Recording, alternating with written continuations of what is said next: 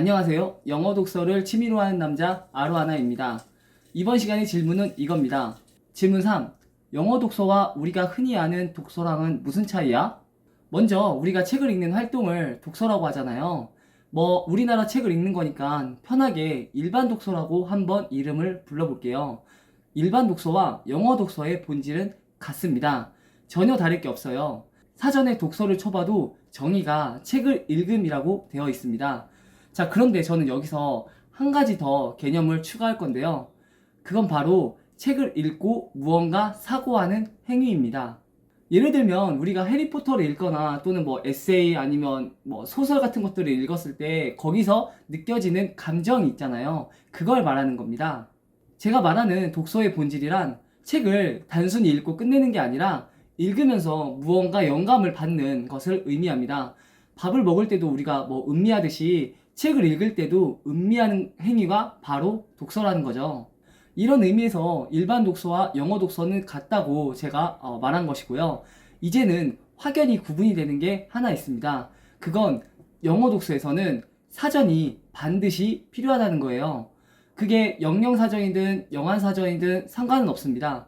하지만 일반 독서와 다르게 영어 독서는 사전을 펼치고 책을 읽는 게 아주 당연한 활동이라는 겁니다. 제가 당연하다고 이야기하는 이유는 단어 암기에 초점을 맞추지 말라는 거예요. 영어 독서는 우리가 흔히 아는 단어만을 바탕으로 책을 읽는 게 아닙니다. 왜냐하면 우리는 원어민이 아니기 때문에 모르는 단어가 많이 나오는 것은 당연하거든요. 그것은 또 제가 나중에 영상으로 만들어 올리겠습니다. 이런 측면에서 일반 독서와 다르게 영어 독서를 정의하자면 영어 독서는 사전이 반드시 필요한 독서 활동이라고 봐도 무방합니다. 예를 들면 마인드가 책은 읽고 싶은데 사전이 없어서 읽지 못하겠다는 게 아니라 책을 읽을 때 무의식적으로 핸드폰의 사전을 기본으로 꺼낼 수 있는 자세가 있어야 된다는 거죠. 우리에게 요구되는 자세는 정말 딱 이 정도예요. 그게 제가 책을 읽는 방식이기도 하고요. 실제로 저는 영어 책을 읽을 때 네이버 사전을 항상 켜놓고 읽거든요. 그냥 읽으면서 모르는 단어는 당연하다는 듯이 사전을 찾으면서 책을 읽습니다. 물론 처음에는 저도 어색했어요. 매번 사전을 이용하는 게 귀찮기도 했고 모르는 단어에 대한 두려움도 있었으니까요.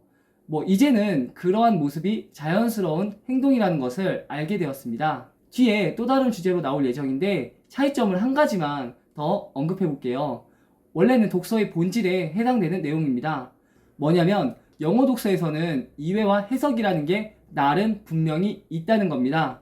쉽게 말하면 일반 독서에서는 우리가 읽는 글자가 한글이기 때문에 그 글자가 주는 정의에 따라서 우리가 읽을 수 있습니다. 하지만 영어 독서에서는 그렇지 않은 경우가 종종 있습니다. 제 말은 해석이 되는 게 있고 해석이 아닌 이해를 통해서 접근하는 방법도 있다는 겁니다. 우선은 이 정도만 아셔도 될 것 같아요. 그냥 그런 게 있다고만 생각하시고 그것도 나중에 영상으로 관련 내용을 한번 다루겠습니다. 오늘은 이 정도에서 마치고요. 저는 또 다른 주제로 여러분들을 찾아뵙겠습니다. 개인적인 의견과 평소 궁금했던 질문 있으시면 물어보셔도 됩니다. 제가 기획했던 주제와 별도로 능력이 되면 그것도 한번 다뤄볼게요. 고맙습니다.